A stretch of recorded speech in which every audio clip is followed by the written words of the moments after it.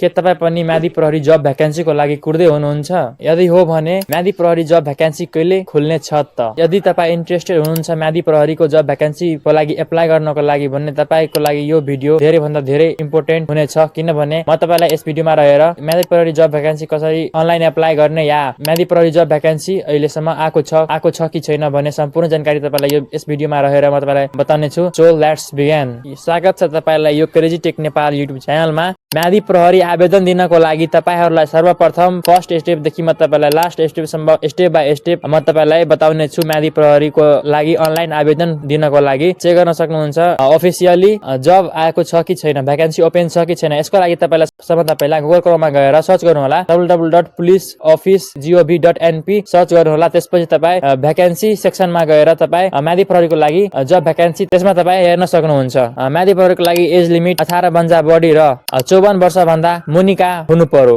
र म्यादी प्रहरीको लागि एजुकेसन क्वालिफिकेसन कति चाहियो त? म्यादी प्रहरीको लागि एजुकेसन क्वालिफिकेसन तपाईँलाई एटलिस्ट राम्रोसित अक्षर जान्नु पर्ने हुन्छ, कुनै वर्डहरू तपाईँलाई आउनु पर्ने हुन्छ, बेसिक नलेज र बेसिक स्टडी गर्नु भएको छ भने तपाईँनिर सर्टिफिकेट होला। त्यस सर्टिफिकेटले पनि तपाईँलाई जब हुन सक्छ। यसको लागि धेरै पढी लेखेको या राम्रो जान्ने त्यस्तो केही चाहिँदैन।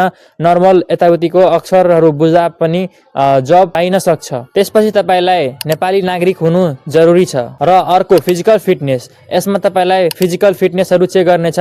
जस्ट लाइक तपाईको आँखाको हेर्ने शक्ति -2 भन्दा कम हुनु भएन, हाइट कम्तीमा 5.2 इन्ची र वेट 52 केजी प्लस, छाती नफुलाएर 31 र फुलाएर 33 सम्म हुनुपर्छ। र फिमेलको लागि यो छाती नाप्ने छैन। बेसिक हेल्थ चेक सर्टिफिकेट तपाईँलाई चाहिन्छ र बेसिक हेल्थ चेकमा तपाईँलाई त्यसमा केही इस्यु नफाउन्ड हुनु पर्यो। र त्यसपछि रहेको छ पुलिस भेरिफिकेसन। यसमा तपाईँलाई कुनै पनि त्यस्तो कानुन या त्यस्तो कुनै क्रिमिनल कोडहरू छ भने त्यसमा पनि तपाईँलाई जब खानको लागि तपाईँलाई गाह्रो नै पर्नेछ। र जब भ्याकेन्सीको लागि तपाईँलाई चाहिनेहरू डकुमेन्टहरू यस प्रकारका रहेछन्। सबभन्दा पहिला तपाईँलाई नागरिकताको फोटोकपी र ओरिजिनल फोटो चाहियो। त्यसपछि तपाईँलाई 2वटा या 3वटा पिपी साइज फोटो चाहियो र एजुकेसन क्वालिफिकेसनको सर्टिफिकेट चाहियो र मेडिकल चेकअपको सर्टिफिकेट चाहियो। यो म्यादी प्रहरीको जब भ्याकेन्सी तपाईँलाई इलेक्सन हुनु जेलसम्म रहनेछ। जस्ट लाइक यदि 2 देखि 3 महिनासम्म या 40 दिनसम्म रहनेछ। र यसमा स्यालेरीको कुरा गर्ने हो भने 30 देखि 35 हजारसम्म